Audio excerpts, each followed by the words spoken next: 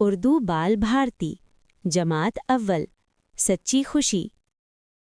नाजिया, फौजिया, इमरान और कामरान चौथी जमात में पढ़ते थे। वो चारों एक ही सोसाइटी में रहते थे। उन्होंने इतवार को क्रिकेट मैच देखने का फैसला किया। नाजिया को परेशान देखकर इमरान बोला, हम सब साथ जाएंगे। इतवार को सब लोग नाजिया के घर जमा हुए। नाजिया को साथ ले जाने के लिए उसकी अम्मी से इजाज़त मांगी। अम्मी बोली, ठीक है, लेकिन नाजिया का ख्याल रखना। सबने एक साथ हामी भरी। फौजिया ने नाजिया की व्हीलचेयर पर बैठने में मदद की। सब साथ में स्टेडियम पहुंचे। नाजिया ने सबके साथ मैच देखने का लुत्फ उठाया। मैच के बाद सबने रास्ते में चाट का मजा लिया। घर लौटते वक्त नाजिया का चेहरा खुशी से दमक रहा था।